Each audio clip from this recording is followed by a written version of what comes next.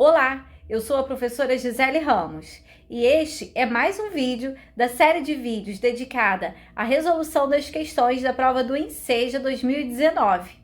Além da resolução das questões, eu estarei passando dicas e explicando conteúdos que são cobrados nessa avaliação. Na aula de hoje, eu estarei resolvendo a questão de número 37 da prova do ensino fundamental, que trabalha com a soma dos ângulos internos de um polígono e também as propriedades dos quadriláteros. Além dessa questão, estarei resolvendo a questão número 46, que trabalha com áreas de figuras planas. Então vamos para a resolução. Um jogador de basquete tinha na sua camisa o número 88. Um grande fã desse jogador pintou o número 88 utilizando octógonos regulares congruentes, conforme a figura. Na confecção do número, aparece um quadrilátero em preto no centro da figura. Então, aqui tem os octógonos, né? Aqui em cinza e outro aqui dentro branco. Mas entre essas quatro imagens maiores, né, dos octógonos cinzas, formou-se aqui um quadrilátero aqui em preto. E esse quadrilátero tem as suas diagonais, o quê? Iguais e não perpendiculares, diferentes e perpendiculares, iguais e perpendiculares, ou diferentes e não perpendiculares. Olhando assim para a imagem, fica parecendo que esse quadrilátero é um quadrado, mas nós temos que confirmar, né? Temos que ter a certeza para poder responder, porque uma das propriedades do quadrado diz que as suas diagonais são iguais e perpendiculares, ou seja, né, as diagonais que são esses segmentos que unem um vértice ao outro passando por dentro do polígono, elas têm medidas iguais no quadrado e se cortam formando ângulos retos, ou seja, são perpendiculares. Mas como que nós vamos afirmar que essa figura aqui é um quadrado? Para a gente ter certeza se ela é ou se ela não é um quadrado, a gente tem que saber se ela tem os quatro ângulos internos aqui de 90 graus. Por quê? Porque para ser quadrado, tem que ter quatro lados iguais e quatro ângulos retos.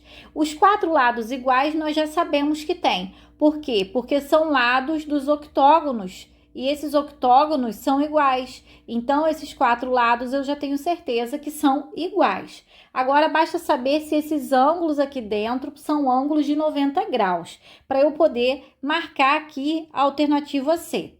Então, vamos lá. Sabendo que aqui temos um octógono e que aqui tem um vértice formado por três ângulos, esse ângulo e esse interno aqui do quadrilátero, e os três juntos, está vendo que corresponde a uma volta completa? Ou seja, os três juntos aqui tem que ter 360 graus.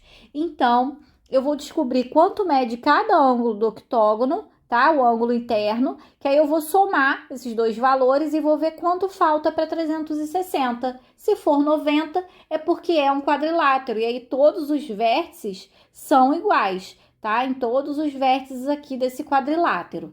Então, vamos lá. Como que eu faço para saber o ângulo interno de um octógono? Aí entra a fórmula, né, da soma dos ângulos internos. Existe uma fórmula que nos dá a medida do ângulo interno de um polígono, que é essa daqui, ó, ângulo interno, AI, é igual a n menos 2, que é esse n? É o número de lados do polígono, menos 2, multiplicado por 180 e dividido pelo número de lados. Essa fórmula dá a medida de cada ângulo interno de qualquer polígono. Basta substituir o n pelo número de lados daquele polígono. Vou deixar aqui na descrição e também no card o vídeo que eu já tenho sobre esse assunto aqui no canal. Além de vídeos também sobre ângulos que vão te ajudar a entender melhor essa questão aqui dessa soma desses ângulos dar 360 graus.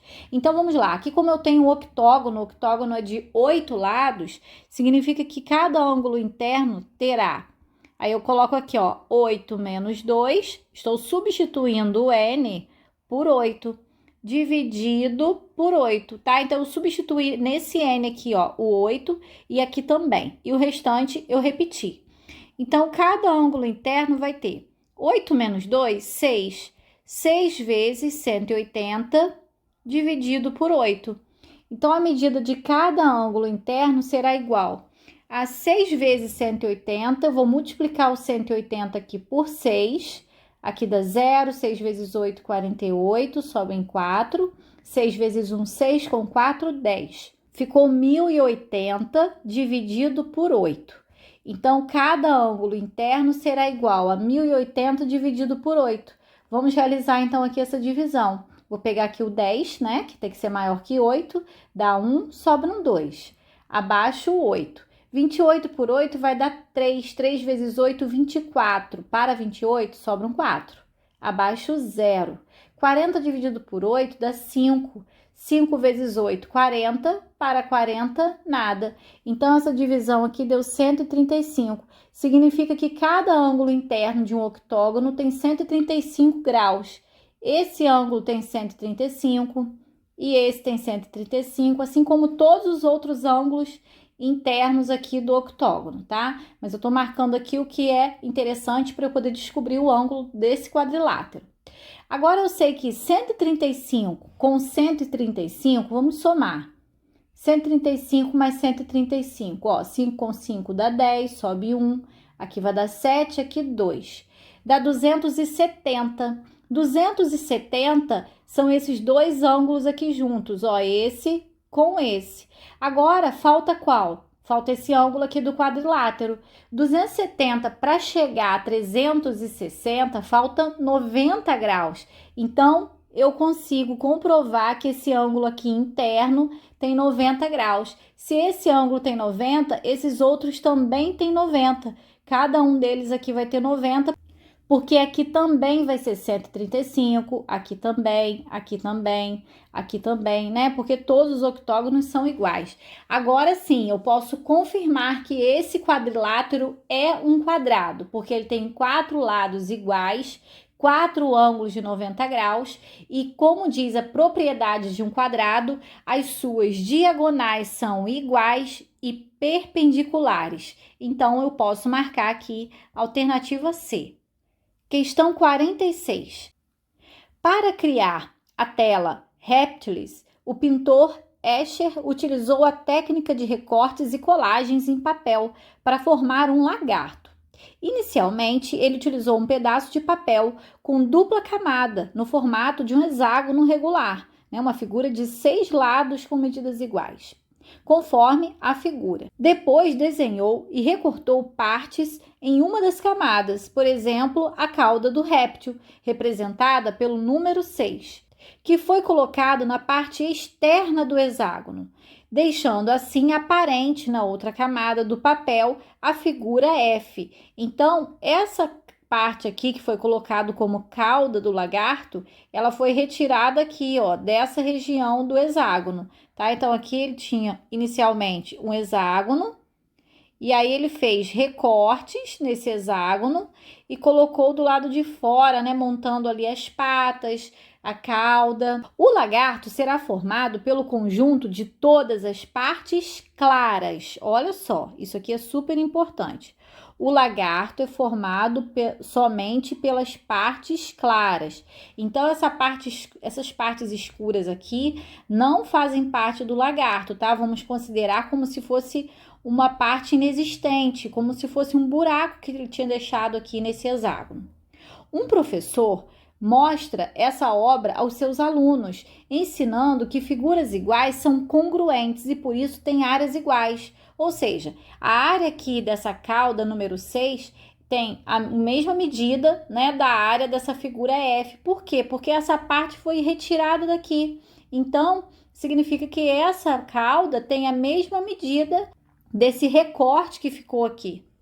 Apresenta, então, 4 propostas para obtenção da área do lagarto, formado pelos recortes e colagens. Então, olha só, ele está colocando 4 propostas para obtenção da área do lagarto. Ele quer saber qual é a medida da área total desse lagarto. Mas nós sabemos que o lagarto é formado pelo conjunto das partes claras. E aí ele apresenta as propostas. Primeira proposta, o cálculo da área total do hexágono. Então, calculando a área desse hexágono aqui. Segunda, soma das áreas das figuras representadas por números. Somar essas áreas aqui. Ou 3, Soma das áreas das figuras representadas por números e letras. Calcular as áreas aqui numeradas e as áreas com letras e somar. Ou 4. Cálculo da área do hexágono menos as áreas das figuras representadas por números. Calculo a área do hexágono e subtraio todas as áreas dessas representadas por números. Então, qual das propostas apresentadas pelo professor representa a área do lagarto, formado pelos recortes e colagens, a 1, a 2, a 3 ou a 4? Então, por que eu destaquei a situação aqui do lagarto ser formado pelo conjunto das partes claras? Porque todas as partes claras juntas correspondem, na verdade, à área do hexágono. Se eu voltar com todas essas partes para os lugares de onde elas saíram, eu vou obter o quê? Um hexágono regular comum. Então, se eu calculo a área do hexágono, eu sei a área do lagarto. Então, aqui a resposta correta é a letra A, cálculo da área total do hexágono. Bom, então eu vou ficando por aqui. Eu espero que você tenha entendido, que você tenha gostado da resolução e das questões. Se você gostou, clica aí no gostei, se inscreva no canal se ainda não for inscrito e compartilhe esse vídeo com aquele amigo que você sabe que também vai fazer a prova do Enseja. Bons estudos e até a próxima aula!